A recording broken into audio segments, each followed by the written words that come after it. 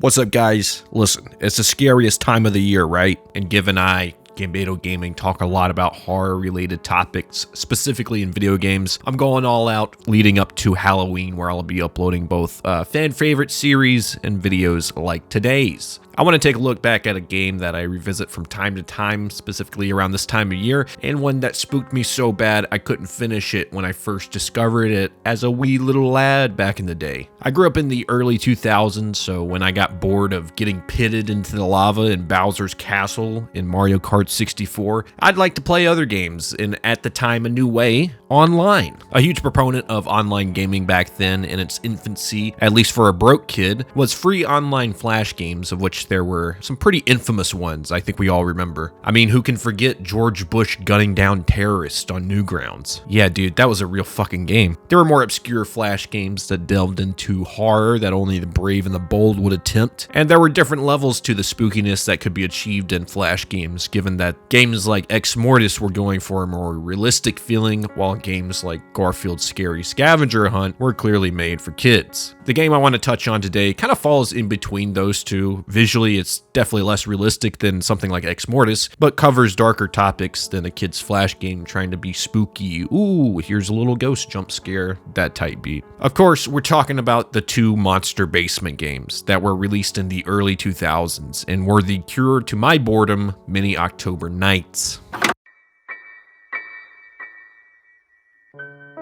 Similar to these other horror flash games you could find online back in the day, the Monster Basement series were point-and-click escape room games. Unlike some of the better point-and-click horror games, these come with their fair share of bullshit puzzles where you're just kind of supposed to know what to do with the random ingredients you're given, which is why I spent so much time with the game as a child. A dumb, stupid, dumb guy child. Before we get too much further into the details, let's start with the beginning of the first game, which fittingly starts with you staring up at a bright light in a basement. As you begin clicking around the room, you'll start to reveal more about where you're at, and slowly, and I do mean slowly, piece together what to do here. You are clearly in a pretty cramped basement with different directions to look in, making up the four walls of the basement, and in addition to this, you can enter a small storage area later, and the landing for the entrance to the basement itself. But yeah, this makes up the bulk of the basement here, pretty cramped down here. Much like other click and find games, everything you click and collect here has a purpose that you need to kind of trial and error to find out what that purpose is. Is that a fucking egg? The basement itself is pretty simple, with a few pieces of furniture making up the clickable objects here. There are also some pictures on the wall that will change every time the light flickers to an evil version of the pictures. For example, the picture of the farmer will turn into his evil counterpart, while the siblings on the right have some simple doodles on their faces. Small stuff like this really added to the small amount of world building they were able to do here, and at the same time brings up even more questions. Like, what the hell in the Harry Potter shit is going on here, dude? Pretty early on, you will find a journal that needs to be unlocked with a key, and this will be the source of the majority of the first game's lore, and honestly, the whole series lore. The game takes place during World War II, where a farmer and his family take shelter in their basement from constant bombings outside, wherein one day one of the farmers finds a portal inside his basement. He begins to scout the other side of this portal and logs his trips in said journal, which we can find quite a few, meaning he's kind of become obsessed with exploring this dimension, or he's just hella bored. I don't know. What else would you do if you're stuck in a bunker all day getting bombed?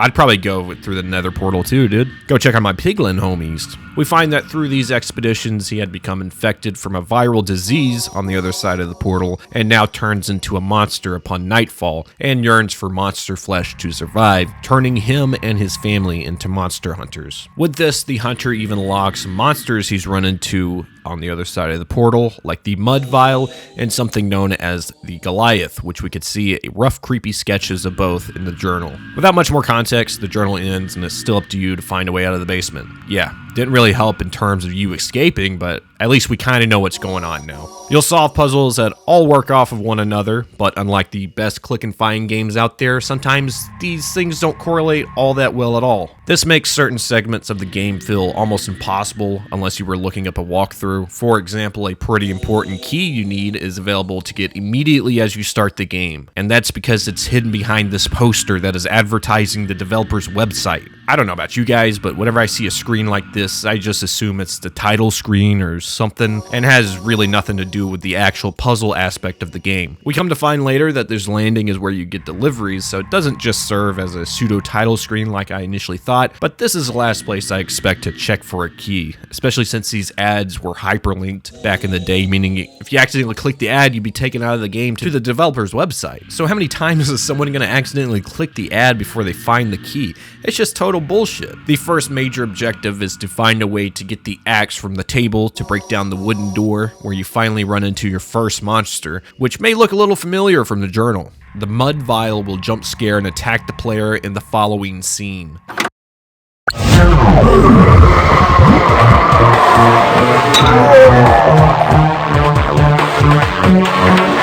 You need to quickly attack the vial with the axe, where it will fall down bisected, twitching about, being all gross and shit. Looks like a pile of dookie to me. While this doesn't look all that scary or anything, given the intense sound design behind this part that plays, and the suddenness of needing to axe the monster, this is one of the things I remember scaring me pretty bad when I was a kid. Upon defeating the mud vial, you can then collect a few more things in the storage room that allows you to keep progressing in the game. One of these items is a piece of a larger item you are building throughout the game, which is this strange golden Illuminati eye projector thing that you slowly find pieces for, until the final piece, which you summon by calling the Salvation Army. Yeah, this was a video game strategy back in the day. Just call up the Salvation Army and they'll drop a hair clip in the mail. No problem. No questions asked, really. After completing this, you can mine a hole in the wall a la Minecraft that has a couple of items needed to finally complete the game. It's likely due to trial and error you would have already opened the large cage in the basement, but in case you hadn't, this would be a good time to go ahead and open the cage. Inside is something covered with a blanket, which is needed to cover the table to get rid of the vampire flies permanently, and underneath the blanket is another monster mentioned in the journal, the Goliath. Our boy is down and out and appears to be dead, or at least unconscious for the time being. After you find the items in the Minecraft hole in the wall, the farmer will begin the end game and start to come down into the basement, while the player needs to frantically hang the heart on the hook in the doorway to block the hunter with the vampire flies, because they love that shit. They love blood, and give the Goliath the other item, the health potion. This will end up reviving the Goliath, and it will wrestle the hunter, who eventually loses the struggle and is killed by his own axe. This spells the end of the hunter and the end of the first game, as the Goliath turns back toward the main character and extends its gross hand, and we find out that we are also playing as a similar monster to the Goliath, probably just another Goliath. With that plot twist, the first game ends without much more context to what just happened, but just enough to fill out a pretty good first attempt at a horror point-and-click flash game. Monster Basement is definitely too short and random to hold up today, but I still look back on the game with my nostalgia goggles, as this was one of the earliest pieces of internet horror that actually spooked me as a kid. Specifically the part where this intense-ass music would cut in, especially the end game. It gives you such intense anxiety to quickly complete the last puzzle, to the point I still have never seen what happens if you wait around too long, you know? Time is up. I'm coming to get you. With this, the developers decided to make a following game fittingly known as Monster Basement 2, and this time it takes place in the house above the claustrophobic Monster Basement. The sequel begins in a dark room right after your Goliath friend kills the hunter with the objective of escaping back through the portal, still being the main task at hand. The main character exits the basement into the house that resides above, and this is where the game officially begins. This time around, the house is a lot bigger than the basement in the first game, and the puzzles are just that much more complicated. Don't get me wrong, Monster Basement 2 is an impressive evolution from the first game, and the game's developers deserve some credit there for sure. Stuff like animated visuals like this pointer finger, and the overall development of characters in the surrounding world feels really good here. It feels like a natural evolution on things. The only thing the second game really disappoints in is the additional lore that I personally expected to be here that is ultimately absent, leaving a lot of questions unanswered. We'll get into more details in a bit, but the game largely revolves around the little girl who is the daughter of the chef who we can find in the kitchen of the house, and more importantly is the niece of the hunter we just killed in the first game. My uncle died. Oh shit. Oh shit. Oh man, you didn't even do anything. The family didn't do anything with his body. This has been happened. The little girl basically serves as our lore dump for the rest of this world as we find out stuff about the hunter who was killed in the first game, along with the residual infection that has affected the rest of his family. Ultimately, the little girl ends up helping us as we find her journal and find that she's just as confused as to what's happening as we are and wants answers. We first find the little girl who appears as a cheap jump scare to let you know not to enter the kitchen. That's terrifying. Got a little Gaussian blur there? Shit, Jesus, fuck. Fucking bitch. I hate getting jump scared. Sorry I called you a bitch.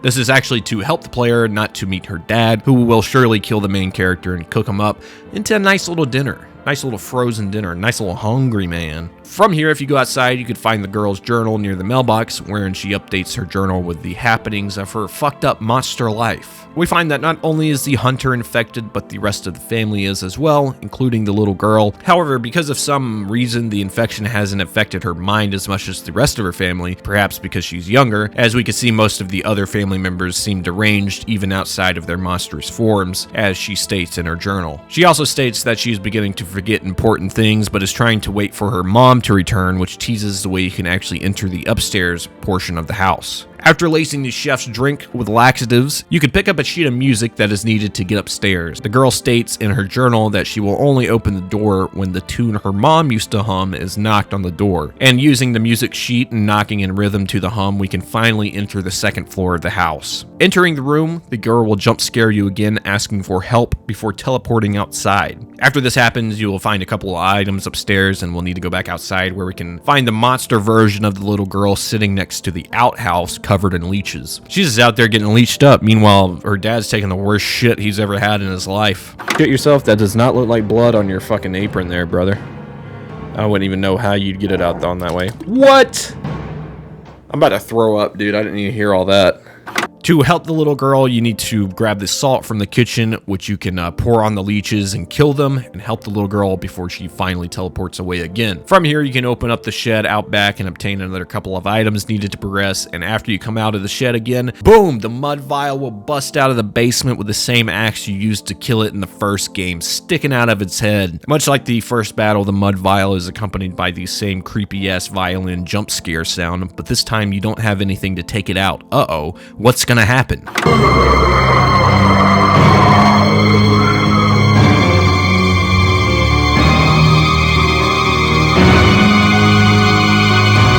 Right before the mud vial reaches you, the Goliath suddenly appears and tosses the mud vial into a tree branch where it just kind of melts away. Yeah, I guess this guy's just kind of in our party the whole time or something, but he isn't seen but one other time at the very end of the game. So it seems like Homeboy just kind of spawned out of nowhere to do this, then immediately dipped again. Yeah, thanks, I guess, for the help. You could stick around and help me with the rest of these puzzles though, G. From here, the mud vial's muddy remains unlocks the way to the sewer because sure, why not? And from there, we can find a piece to the teleporter the girl is seen using. With this piece, the strange wand she keeps using to teleport can also now stop time. We get the other piece by giving the girl her diary back, and in return, she gives you the teleporting wand thing, and now you can use the main time-stopping piece as well. Now with the one that can stop time, it's time to insert the disc you got from the little girl's room into the DVD player in the living room. As you're watching the video on the DVD, you see that the painting on the wall is actually a hiding place for a guy with a creepy mask and a chainsaw, and we can see him catching the creature the chef is butchering in present time. Absolutely catching this guy lacking and getting all hacked up in the kitchen. They really got the rock bottom concession guy, dude. That's fucked up. After this video ends, the power flickers and you need to quickly pull out the time-stopping scepter as you hear loud footsteps behind you, where you can only assume it's the same dude sneaking your dumb ass as well.